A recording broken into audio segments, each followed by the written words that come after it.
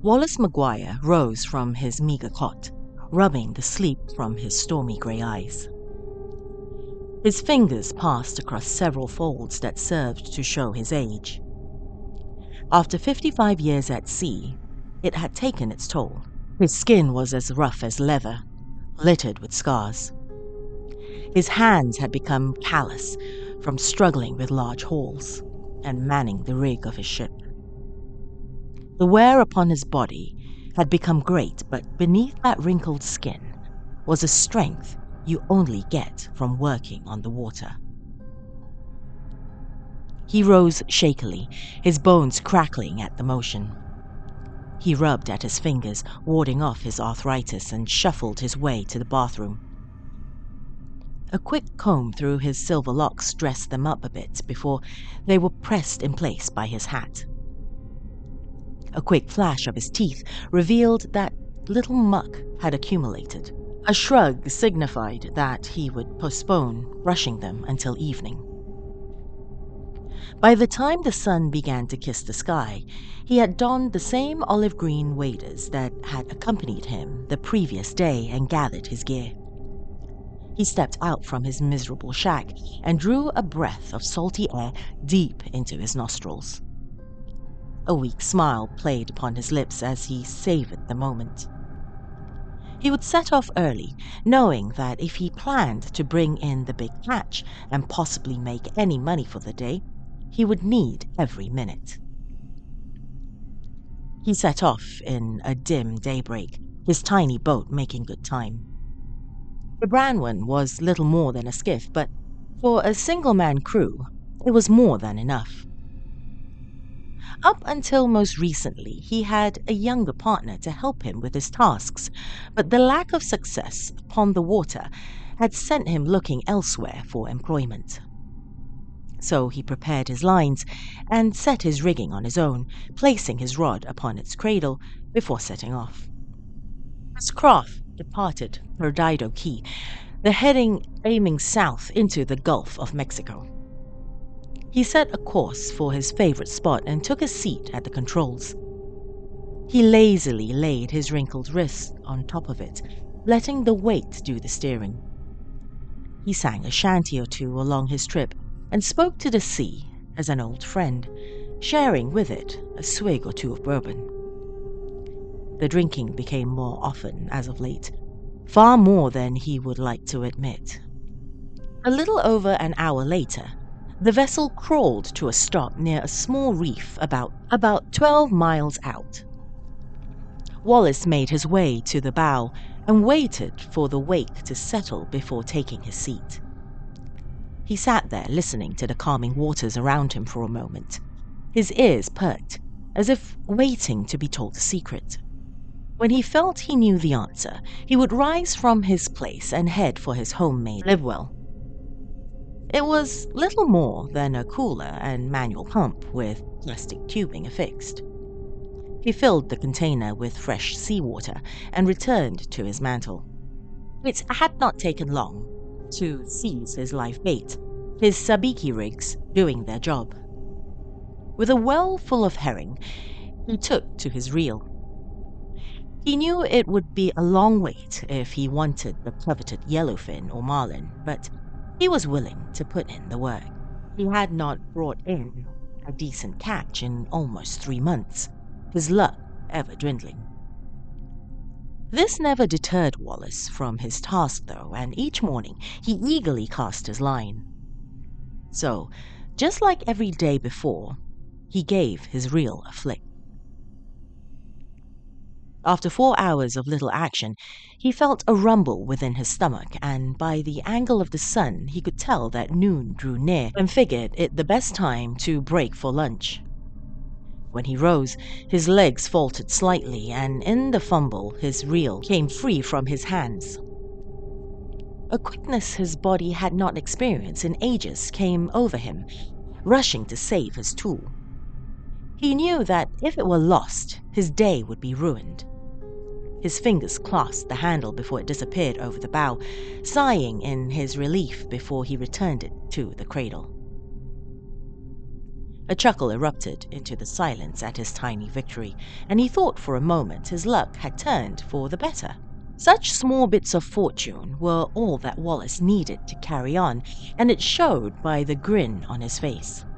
He smiled through each bite of his sandwich, and it grew larger with every drink of his liquor.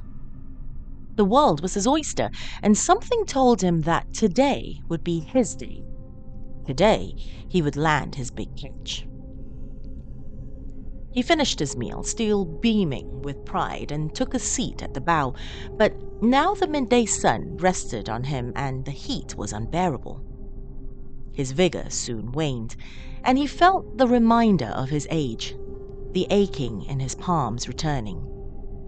Soon, his full belly and the gentle rocking of the waves caused his eyes to become heavy.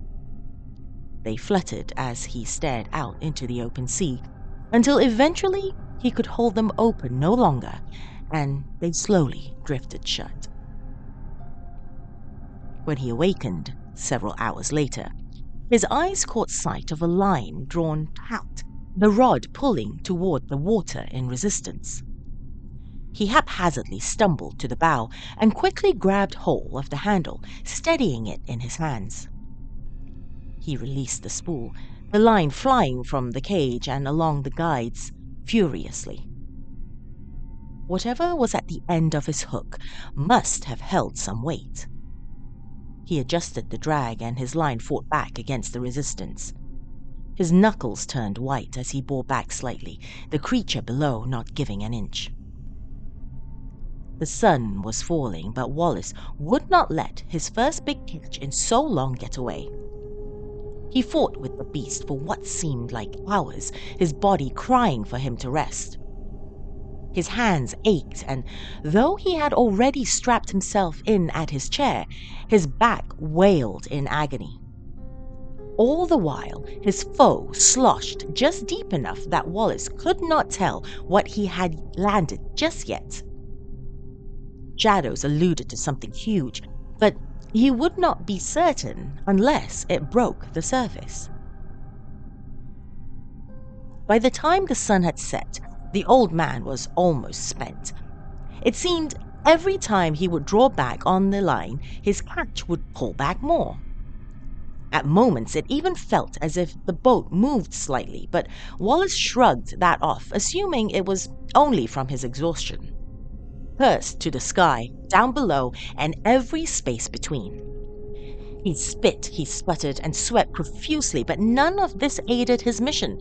It only served to remind him of how tired he was and how late the hour was. When he thought his luck could not be worse, clouds rolled in overhead.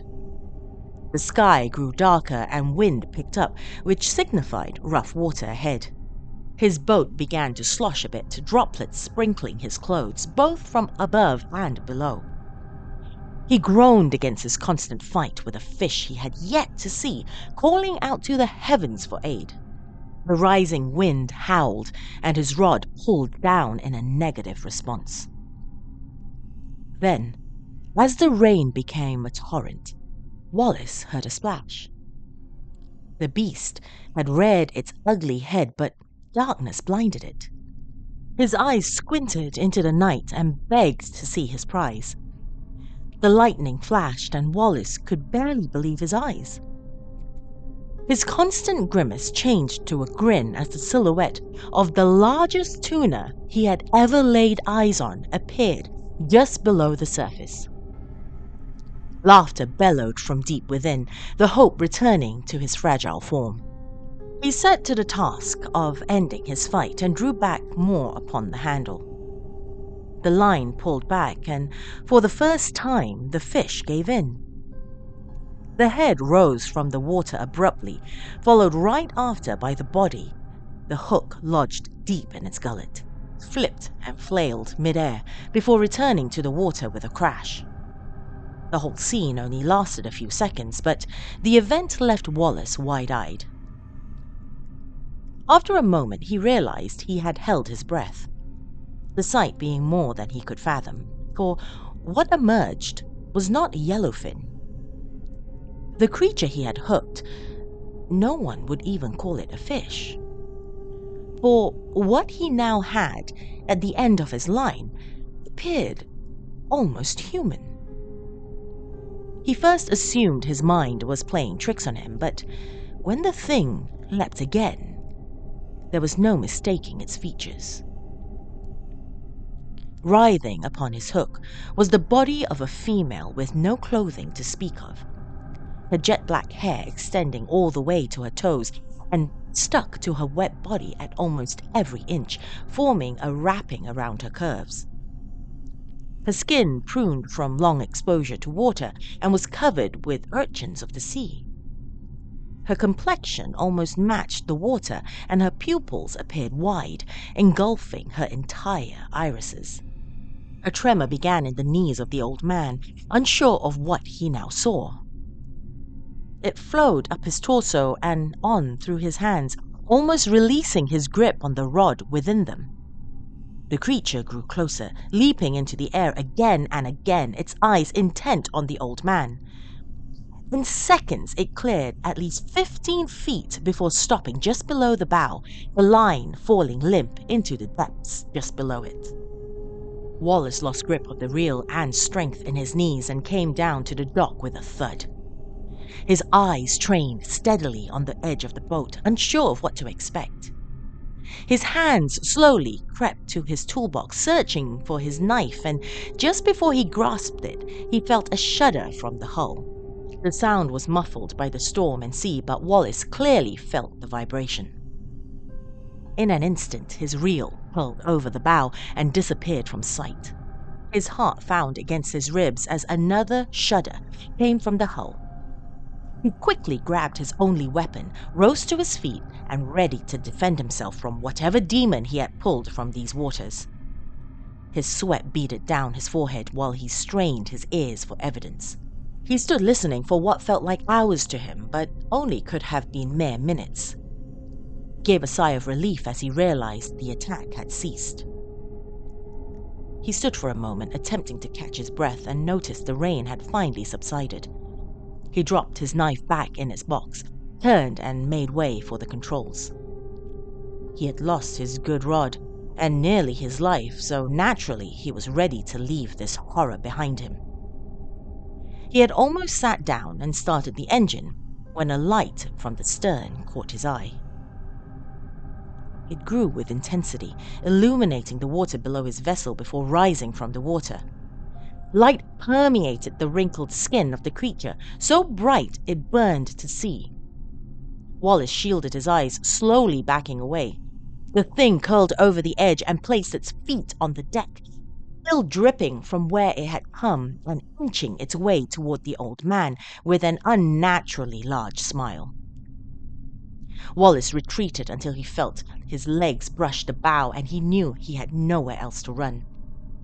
Within moments, she was upon him, inches from his face and peering into his grey eyes. A foul odor permeated the old man's nose, unlike he had ever experienced. It was like warm death mixed with fermented fish and seawater. It was so powerful that he actively fought back the urge to vomit. His eyes trailed her form, noticing that every creature upon it skittered about and tried desperately to remain attached. With no movement of her mouth, he heard the sound of a voice. It was gentle and calming, like that of a mother to her babe. The words seemed sing-song and begged him to listen. It echoed within the old man's mind, and for a moment he felt at ease. "You are mine. Yes, you are mine," the voice rang within his ears. His body stopped shaking, her voice easing his nerves. The aches and pains he had suffered also faded as he drew closer to her. Once they touched, surprise washed over him at the thought of how soft her skin was. He could only think of being here with her forever. His eyes closed slowly as he embraced this feeling of ecstasy. He noticed that the smell had changed drastically and reminded him of his early days at sea. It brought memories of happier times when he was still strong and could bring in the big catch. A smile grew on his lips as he listened to her constant song. He indeed wanted to be hers, her touch warming his cold, dripping wet body as she slowly wrapped her arms around him. She turned him slowly and bent to rest upon the edge of the bow, bringing him down into her lap. He curled there upon her knees like an infant, resting his head upon her shoulder. He felt complete bliss there in her arms and would not want to be anywhere else. His arms slid around her waist and embraced this goddess of the sea. In his elation, his eyes opened quickly, wanting another glimpse at his muse. When his face met hers, his eyes jerked open wide. Her mouth was now open, lined with hundreds of teeth with all manner of parasites slipping through them. Her tongue was as dark as the sky, wriggled about like a worm, and appeared more as a tentacle. The sight broke his trance, and his euphoria was quickly replaced by fear.